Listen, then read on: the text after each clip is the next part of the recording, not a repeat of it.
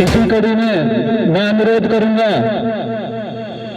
बड़े भाई विनोद कुमार बीडीसी जी अपने 2 शब्द आकर के रखें। लोगों से निवेदन है कि जितने भी किसान हैं कहीं ना कुछ उनकी समस्याएं जरूर होती हैं और सब लोगों को अपनी अपनी समस्याओं को सुलझाना चाहिए और मिलके भी रहना चाहिए और आगे भी आना चाहिए।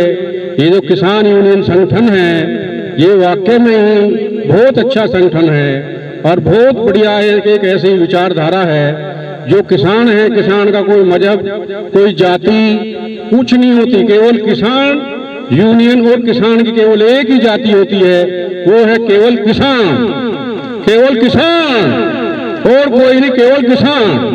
किसी भी पार्टी किसी भी सिस्टम के बहकावे में नहीं आए, केवल किसान यूनियन से जुड़े और किसान यूनियन की सदस्यता को ग्रहण करें।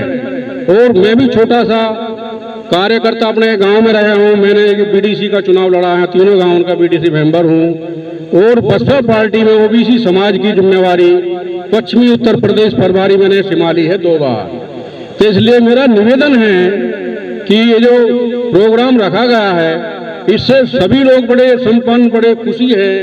इसीलिए हमारे यहाँ किसानों की छोटी छोटी समस्या हैं, अगर ये संगठन से जुड़ जाओगे तो वे समस्याओं का निपटारा धीरे धीरे हो जाएगा। अभी आपने देखा होगा जो केंद्र सरकार है वो किसानों के खिलाफ एक नए प्रस्ताव नए बिल ला रही है, जैसे कि इनका एक ठेकेदार चुन दिया जाएगा और किसानों को कोई अधिकार बिल्कुल नहीं रहा।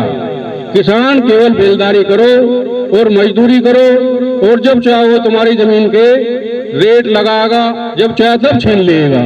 तो इसलिए अपने अधिकारों के लिए आगे आए और लड़े, किसान यूनियन जैसे संगठन से जुड़े। और जो हमारे किसान यूनियन संगठन के अध्यक्ष जी हैं वे बहुत सुलझे हुए हैं, जो महेंद्र पहले टिकैत जी थे उनका भी मैंने 2-4 प्रोग्राम और लोगों के साथ जाकर वे अटेंड किए हैं। तो मेरा सिर्फ यही गुजारिश है सब लोगों से, जो भी हमारे राष्ट्रीय अध्यक्ष जी आप लोगों को कुछ अपनी विचारधारा रखें, उन्हीं विचारधारा को नजरों को इधर उधर ना करें, ना कोई मोबाइल चलाएं, उन्हें ध्यान से सुनें। इसी से अपनी भाषा को मैं थोड़ा सा और विराम देता हूं और किसान यूनियन की तरफ से बहुत बहुत धन्यवाद। बहुत बहुत धन्यवाद विनोद कुमार बीडीसी जी। बस एक और सम्मानित हमारे बुजुर्ग बुद्धराम जी से मैं अनुरोध करूंगा एक बार आकर के थोड़े से विचार रखें, सूक्ष्म में अपनी बात रखें और फिर इसके बाद में हमारे जो आगंतुक अतिथि हैं ये अपनी प्रतिक्रिया शुरू रखेंगे।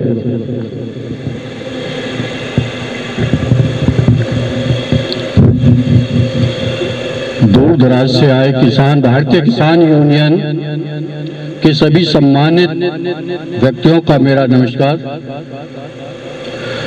मेरा किसान यूनियन से एक नम्र निवेदन यह है कि हमारे इस एरिया में अभी तक ऐसा कोई किसान यूनियन नेता नहीं है जिन्होंने ये आकर इनको अवगत कराया हो जो ये भोले भाले किसान हैं, ये प्राधिकरण या और अन्य समस्याएं जो उत्पन्न हुई हैं इन सीधे साधे किसानों को बहका फुसला करके इनको लूटा जा रहा है। इसलिए मेरा इनसे नम्र निवेदन यह है कि सबसे पहले हम सभी भाइयों को इस नीति से अवगत कराएं और इस संगठन से जोड़ें ताकि हमारी भी कुछ मजबूती बढ़े। जब हमारी मजबूती बढ़ेगी आप लोगों से तभी हम कुछ आगे कदम बढ़ाएंगे, क्योंकि हमारे पीछे अभी ऐसा कोई संगठन नहीं है कि जिससे हम अपनी एकदम ये पीठ मजबूत समझे कि हम प्राधिकरण से या अन्य किसी और सरकारी महकमे से जाकर लड़ सके। इसलिए मेरा नम्र निवेदन ये है कि हमारे सभी लोगों को अपने विचार बताएं, अपनी नीतियां बताएं, जिससे हम आपके साथ लग सकें और आगे को हम लड़ाई लड़ सकें। ये अध्यक्ष साहब से मेरा नम्र निवेदन। नमस्कार। बहुत बहुत धन्यवाद बुद्धराम जी। और गांव की तरफ से, सभा की तरफ से अभी ये अंतिम हमारे वक्ता थे। अब मैं जो हमारे अतिथि आए हुए हैं उनका जो क्रमवार नाम मुझे दिया गया है, मैं उनको अब सम्मान सहित अनुरोध करूंगा कि एक एक करके अपनी बात जिस भी बाबत ये सभा जोड़ी गई है उसमें भी रखें और अपने विचार से भी किसानों को रूबरू कराएं। और इसी के साथ मुकुल अहलावत जी पश्चिम प्रदेश अध्यक्ष हैं किसान यूनियन किसान सेना से, तो इनसे अनुरोध करता हूं आकर के अपनी बात रखें। आदरणीय आज की सभा के अध्यक्ष राष्ट्रीय अध्यक्ष अवनीत पवार जी, दूर दराज से आए मेरे बड़े बुजुर्ग नौजवान साथियों, कम से कम हमारे देश में समस्या का दूसरा नाम किसान है। हमारे देश में किसान के साथ इतनी समस्याएं हैं, अगर इन्हें गिनाई जाए तो आदमी गिनती भूल जाएगा। वो चाहे फसलों के दाम को लेके ले लो, चाहे अधिग्रहण के मामले को ले लो, चाहे जमीन खरीद बेच में ले लो, एक छोटा सा पटवारी, छोटा सा बाबू भी किसान का इलाज ही करो रखे है। हमें तो सिर्फ एक तो अपना संगठन बढ़ाना ईमानदारी से, दूसरी है जो चोर डकैत बैठे जो किसान को दिन रात नोचे है उनका इलाज करना। रही बात ईमानदारी की, हम आपको एक वचन देते हैं, आपकी जो भी लड़ाई होगी वह छोटी हो या बड़ी, वह बिल्कुल ईमानदारी से लड़ी जाएगी। हमारा उसमें कोई लालच नहीं है, ये आप हम पे विश्वास करके चले। आप जब जब कोई मुद्दा उठाओगे, भीड़ इकट्ठी करोगे, हम उस भीड़ को बेचने का काम नहीं करें जैसे और पार्टी वाले या संगठन वाले करते आ रहे हैं। पहली बात तो यार। दूसरी बात, हम पर ये अध्यादेश, किसान अध्यादेश जो अभी लागू किए, थोप दिए, हम इनका पुरजोर विरोध करते हैं। ये हम किसी भी तरह बर्दाश्त नहीं कर सकते, क्योंकि भविष्य में हमारा इलाज होगा। वो कारपोरेट जगत वाले जितने भी इकट्ठे होंगे वे हमारी फसलों के अपनी मर्जी से दाम लगाएंगे, उनका संग्रहण करेंगे और फिर वापस हमें कई गुना दामों पे बढ़ा के बेच देंगे। तो हम इसलिए विरोध कर रहे हैं और हम विरोध सड़कों पे उतर के करेंगे। आप लोगों का हमें सहयोग चाहिए और हम अपील करते हैं आप लोग ज्यादा से ज्यादा हमारा सहयोग करें। धन्यवाद।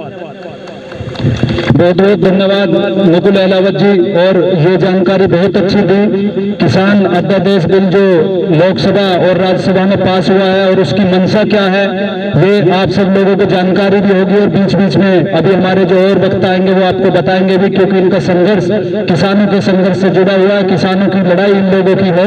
तो इसी कड़ी में मैं आमंत्रित करता हूँ मोहम्मद समी जी, प्रदेश सचिव किसान सेना, वो आकर के अपनी बात रखें और अपने विचारों से जनता को रूबरू कराएं।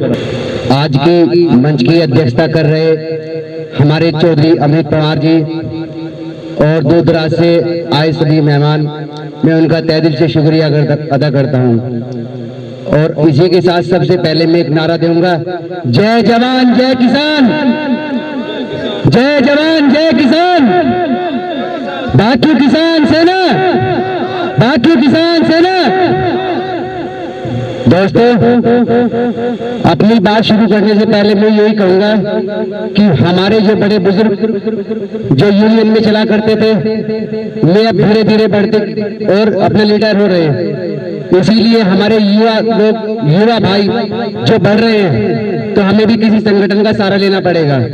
ऐसा संगठन हमारा जो भी है वो बाकी किसान सेना ही है।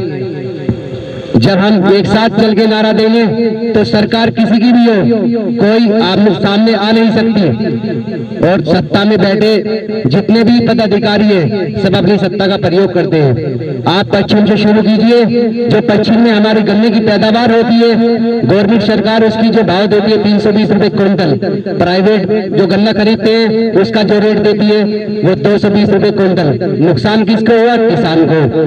हर जगह अलग अलग स्थिति जो पैदा हो रही है। पश्चिम में गन्ने की पैदावार है, पूरब में आलू की पैदावार है, मक्का की पैदावार है। मक्का का जो रेट है वो 18 से 2000 का रेट है, खरीदी जा रही 800 रुपए क्विंटल। क्विंटल। सोयाबीन का जो रेट है 4500 का रेट है, 2500 रुपये खरीदी जा रही है। इसका नुकसान किसको? किसान को। मजदूर बेकार हो गया, किसान बेकार हो गया, कामगार बेकार हो गया। हमारा संगठन है मजदूर किसान कामगार संगठन, हमारी कोई पार्टी नहीं, कोई कुछ नहीं, सिर्फ यूनियन। अब अगर आप आगे बढ़ोगे तो हमारा संगठन आगे बढ़ेगा। जहां आपका पसीना बहेगा वहां हमारा खून बहेगा। जय जवान जय किसान। बहुत बहुत धन्यवाद मोहम्मद शमी जी। इसी कड़ी में मैं आमंत्रित करूंगा सगीर त्यागी जी, राष्ट्रीय प्रभारी किसान सेना।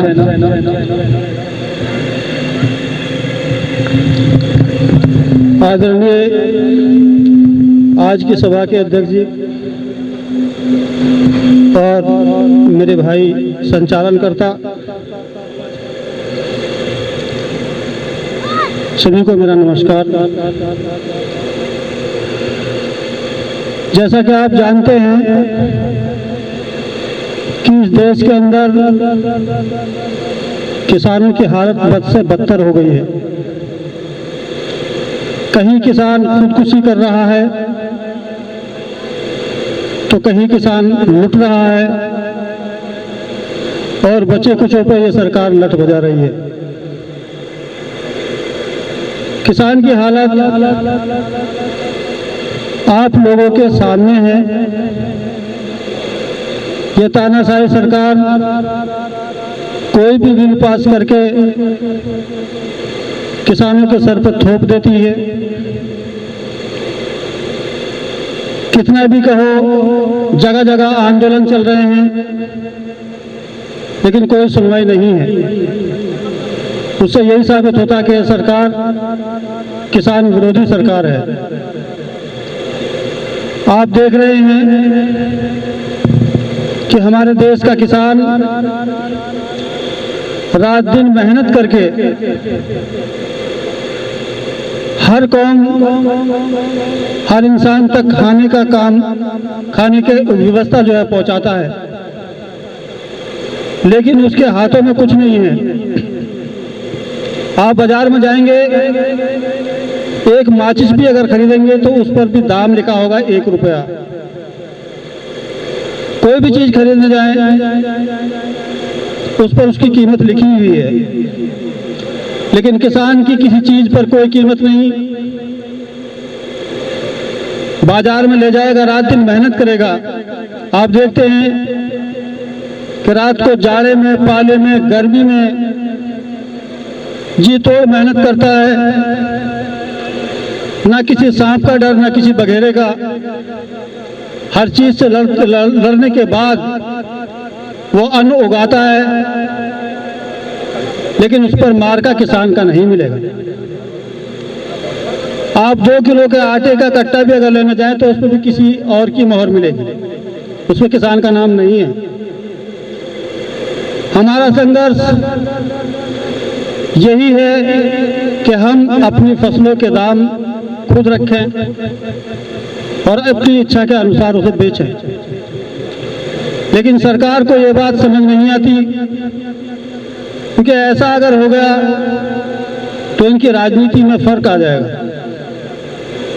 और ये कभी नहीं चाहेंगे कि किसान खुशहाली की तरफ को जाए। इसीलिए ये भारतीय किसान सेना संघर्ष कर रही है किसानों का हक दिलवाने के लिए। और मेरा आप सभी भाइयों से अनुरोध है कि ज़्यादा से ज़्यादा भारतीय किसान सेना के सदस्य बने, इसके सिपाही बने और इसको आगे बढ़ाते हुए अपने हक को छीनने की कोशिश करें। रही यूनियन की व्यवस्था इस तरह की है आपके कि आप आज यहाँ हमें एक पदाधिकारी बनाना है, मुझे बताया गया कि युवा जिलाध्यक्ष बनाना है। आप उनके जो है हाथ मजबूत कीजिए। जब भी संगठन की आप लोगों को जरूरत पड़ेगी तभी तब हम लोग वहाँ उपस्थित होंगे। वक्त इतना ही लगेगा जितना कि हमारे घर से यहाँ तक लगता है। मैं मुजफ्फरनगर का रहने वाला हूँ। ये मत सोचना कि आप अकेले खड़े हैं या हमारा भाई को अकेला खड़ा है, पूरा संगठन उसके साथ है। जहां तक भी जिन जिन जिलों में भी हमारी शाखें फैली हैं वो सब आपको एक जगह नजर आएंगी। और इस संगठन में एक खास बात यह है कि एक सदस्य भी या कोई पदाधिकारी हो, कोई सदस्य हो, कोई भी हो, वो अपने आप को राष्ट्रीय अध्यक्ष समझे, अपने पद की गरिमा को बनाए रखे, क्योंकि कोई भी किसी से कम नहीं है। अगर एक सिपाही को भी दर्द होता है तो हमारे लिए वो भी राष्ट्रीय अध्यक्ष है, हम उसके लिए भी खड़े मिलेंगे। और मैं आपको बताना चाहता हूं कि कभी भी आप आवाज लगा कर देखें, आप सोच भी नहीं पाएंगे कि पब्लिक कहां से आ रही है, कितनी आ रही है, किसी तरफ से आ रही है। प्रशासन मजबूर हो जाएगा सोचने पे। ये संगठन छोटा मोटा नहीं है, काफी बढ़ चुका है। और आपकी दुआएं, आपका साथ